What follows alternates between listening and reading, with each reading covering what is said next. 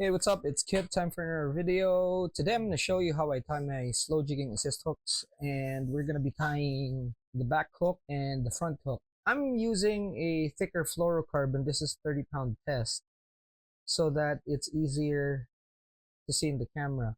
However, you could use up to 20. It's just that it's more convenient that way. What I'm going to do is I'll show you how I tie the back hook first, okay, the back set. And how I do that is to measure the length of the jig with, now you have to be careful here. What I do is actually just measure the length of the jig excluding the wire. So I pulled it on top like that and then put it at the back, mark the spot, and it's that easy. No rocket science there. Now I am doing just one for the back and one in front. Here is tip number one. If you're making, like, say 20 of these, 20 sets, what you need to do is cut 20 of these. Okay, if you're actually doing it for jigs that are of similar size or whatnot. So if you're doing a run of 20, cut 20 pieces of this line, okay, with the same length. Now, the second step, if you're doing production, is to think about how you're going to attach this to your solid ring. And there's two ways of doing this. I'm going to put this here so that it's easier for you to actually see. Okay. So there's two methods. First method is to loop it like so. And this is how most companies actually do it. Now, they do this because it's easy to do, okay?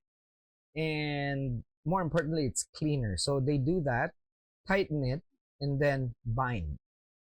And once they bind, it's not going to move anymore. However, what I do is, okay, so you have that.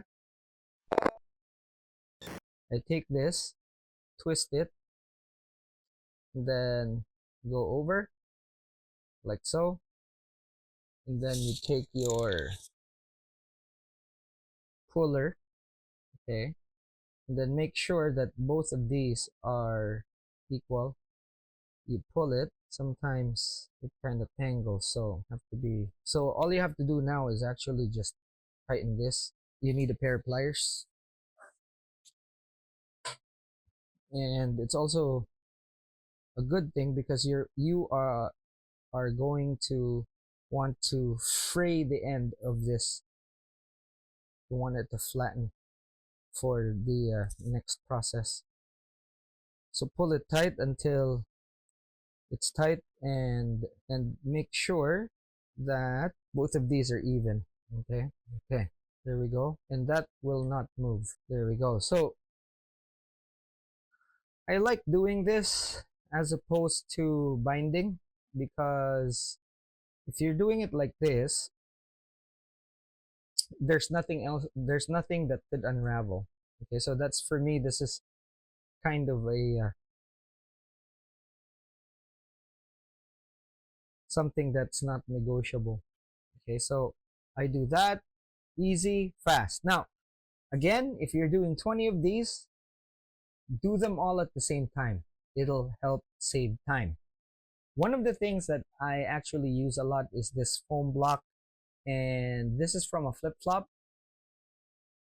This is very useful, and you're gonna see later. But before I forget, I wanted to show you this. All right, so now it's time for the hook, and it's really straightforward.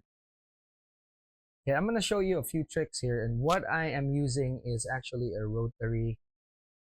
As you can see there, it is a rotary vise. So the very first thing that I do is to put a few loops, or go around the loop or the hook shank, just so the braid here has something to grip. Okay, Now, go like that. Sometimes if you wet it or twist it, it goes in easier. Okay? So, what you want is to make like a granny knot right there. Okay? And then you pull this. Now, measurement is simple. It'll be about half of the shank, and you want it to be not more than half of the length of the shank. Okay, so take this, and the very most important thing here is for you to really go to the end like that. Okay, before I forget, also the bobbin that I'm using, the bobbin holder that I'm using has a drag adjustment. Now that you have that, take this and then pull. Okay, and you want it tight, and this is the whole reason why you want to get really tight here, is because that's going to be the binding that would help. Now, spiral, just so it's clean, you spiral out towards the end like so. Make sure that you're pulling the fibers back like that, and then spiral back. You don't have to have tight turns for now, and I'll explain why in a bit. Okay, so the object is to have all of those flat. Now, if everything there is flat, it means that your wraps are tight. Okay, so here's the secret.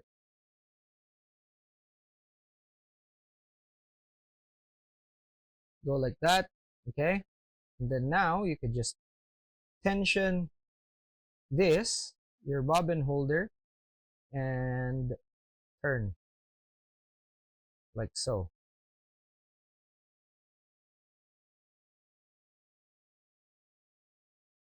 And it'll go faster like that.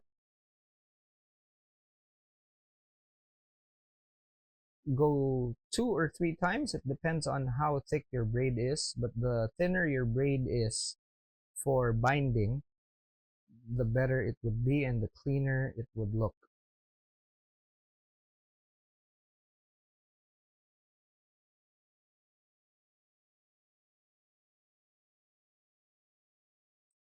Okay, that is good. Now, you go towards the very end, okay? And then you do a whip finish like that. If you do it like this, your tag end should be at the bottom. Cut as close as possible. And again, when you're doing 20 of these, do one hook first. Don't do two. Do one hook first. Put it aside. Do another hook. Do another hook. Okay? So in this case, I'm just showing you this as an example. So we'll do another hook. And like earlier, what I will do is actually put, let's move you here so that you can see better, like so. Okay? What I do is do a few wraps. Now, if you want to save at this point, you want to save some braid at this point, you might want to do the tag or do that, and then wrap to your tag like so. If you have a tag, bury it in there. That way, you know that your knot won't slip. Like so. Okay. And then take this, put it on in the hole from the bottom going to the top.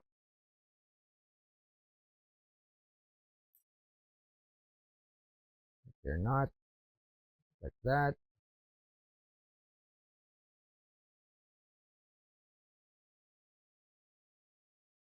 Roughly measure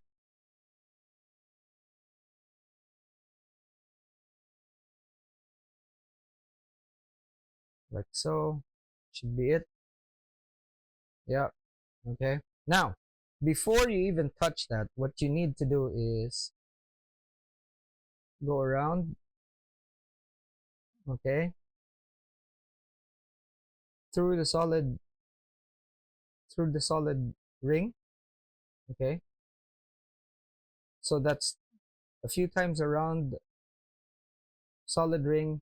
Take your foam, stick the hook in, and there we go. That way, there are no accidents. I have stabbed myself way too many times. Not cool. Okay, so do your bindings again, spiral, catch the end right there. Now, even if your solid ring is in there, okay, like that, just take your thing here, full tight, and then wrap behind it, like so.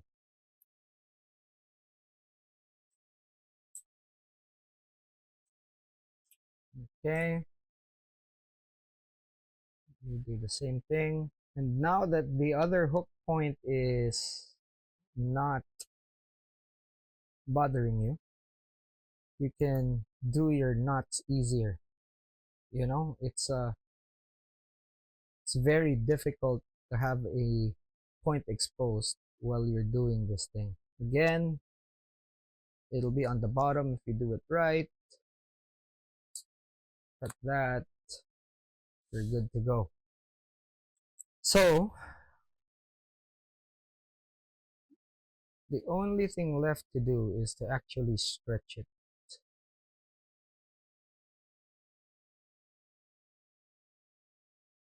Take this again, this is the back hook. Okay,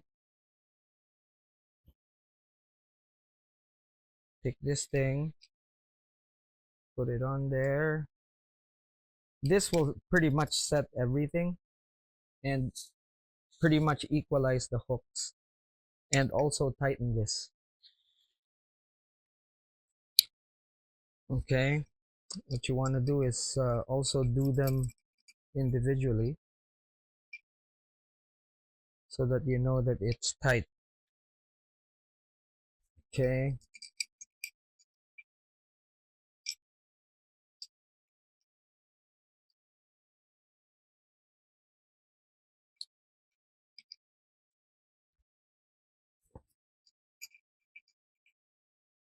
together.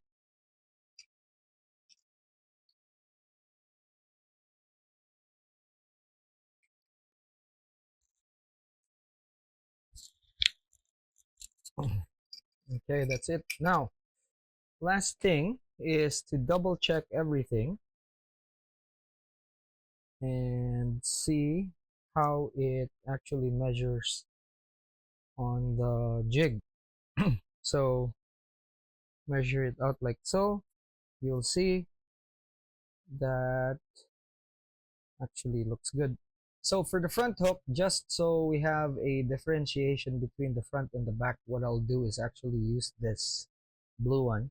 What we'll do is measure out from the front, okay, a measure from the tip of the wire.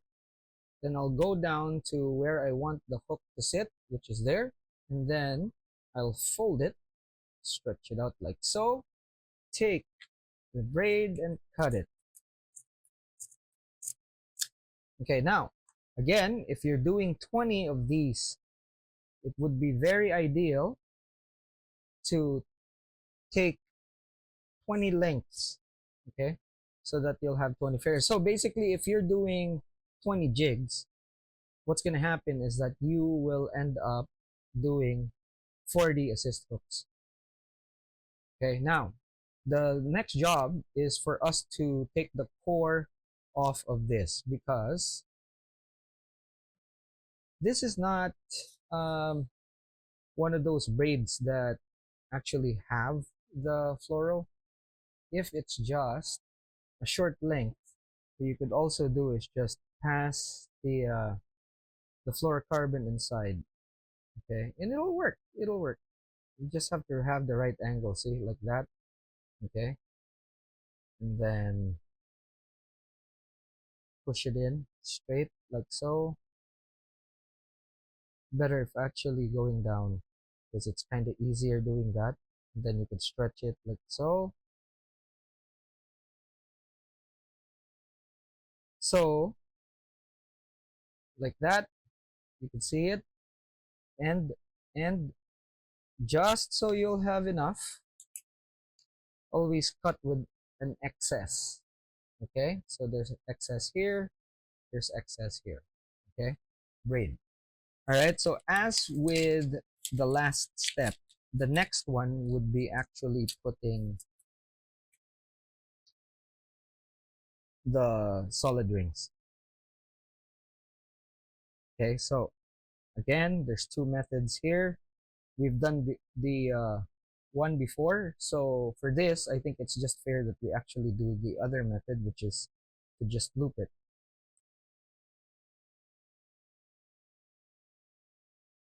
Like so. Um, very important that the ends are even. Okay, so just a note there, like so. Okay, you could actually use a pair of pliers to tighten. Okay, there, pull this. Okay, the fluorocarbon actually helps you with this. Okay, so at this point it's kind of loose. Okay, so you could actually take this. Okay, put it in your holder, and let's try and do it here. It's gonna be tricky and dangerous because we have a lot of things here that could break if the line breaks. What you do is just tie it off like so. Okay, okay, like that. And then just like when you're doing a PR knot, you bind it like that.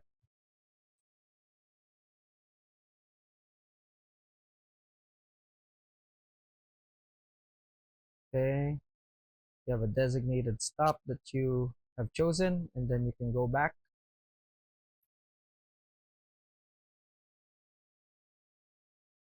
Remember, this is under tension. This is a lot of tension from this because it has a drag thing here. Okay, and then what I want to do is finish with a whip knot.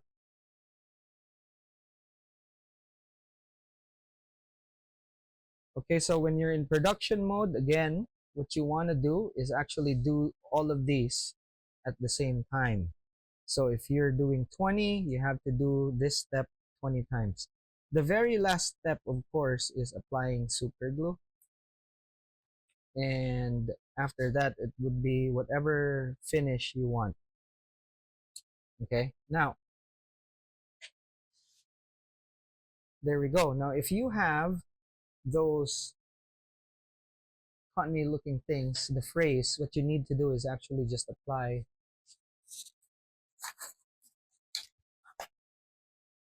some heat.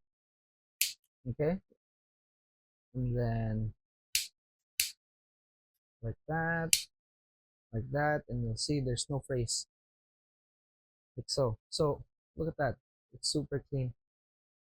Okay, and tight.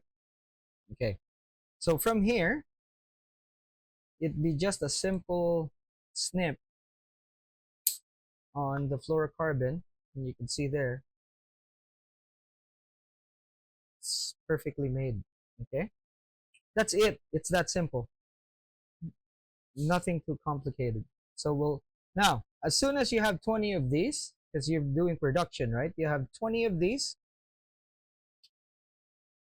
then you do your first hook, and it's really just a simple repetition. After you do one hook, you do uh, another one of, you take another one of these, put another hook.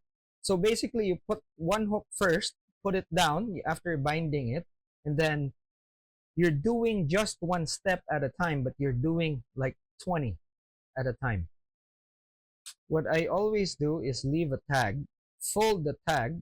This is something that you don't see, but there's a small tag there. I'll fold it, okay, and then I'll bind it. That way I know that it won't unravel because the bind is there. Okay, now we put this like so. Now this is going to be extra stiff because I put a thick uh, mono, or sorry, fluorocarbon inside, and I want this to be stiffer. Okay, so now that we have that,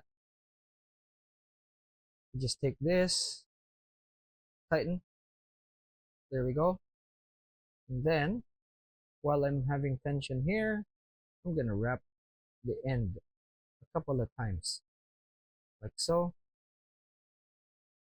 Again, just to make it clean, what I will do is actually spiral out and get all of the fibers like so.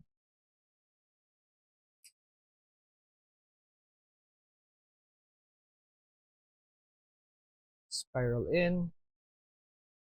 Okay, trying to flatten all the fibers like so. Now, before I tighten that, let's give it a tug just so the knot is pegged. Now,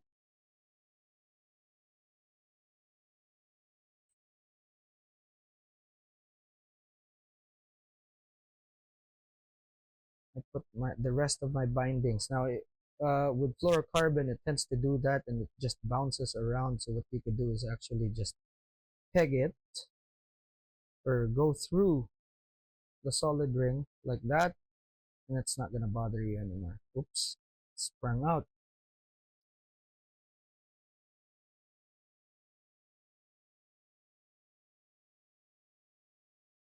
So it's way easier with a rotary vise, as you can see here. Okay.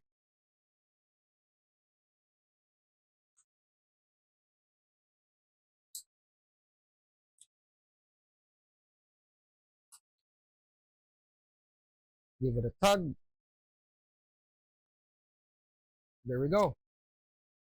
So there's that tag I've been telling you about.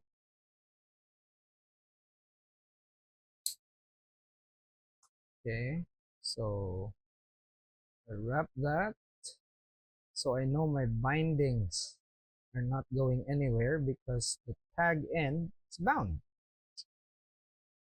Okay, again, take this, put this here,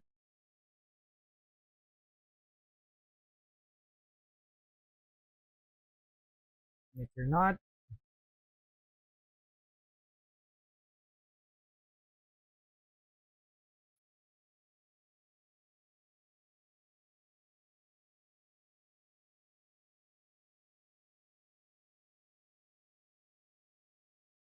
There we go.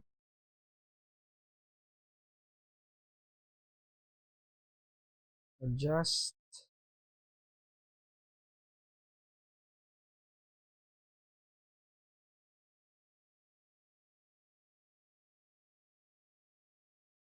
There we go.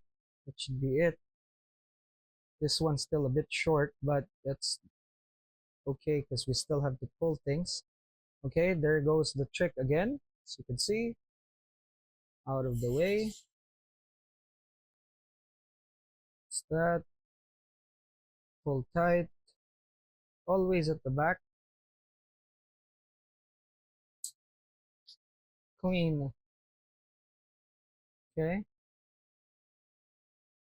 Now, after you've done this, the whole assembly, okay, sometimes you'll see that they're actually gonna run like that. So all you have to do is just twist this half turn. That's it. If you've done it right, should be aligned. Now, pull them together so that everything is snug.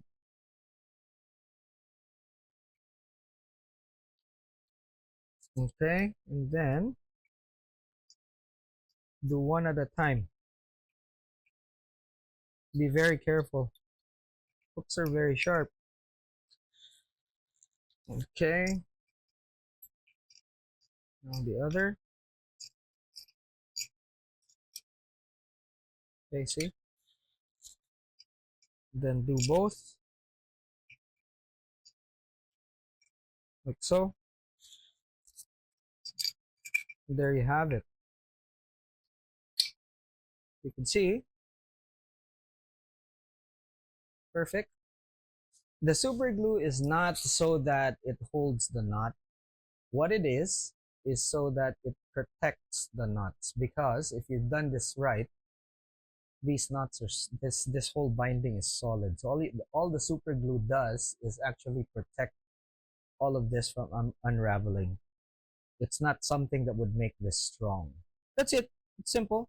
Well, hopefully this video helps you, especially when you're making them in bulk, because it was really kind of a nightmare when I first started. And it took me a really long time until I actually adopted a system that we use in production fly tying, especially when you're tying a lot of flies. You know, it's not the same, but it's similar. You know, there's certain tasks that you need to do way ahead of time, like arranging all your materials, all your hooks, so that you just grab each step. You know, so it's the same for this. You do it per step, and then as you do them like that, you become really fast, because what happens is that your muscle memory actually kind of takes over and you're doing only one task. And it's faster to do it that way rather than actually doing one, finishing everything, and then starting over. All right. So, yeah, that's it for now. Hopefully, again, you learned something. And if you think this was useful, give it a thumbs up. That's it for now. I'll see you in the next one.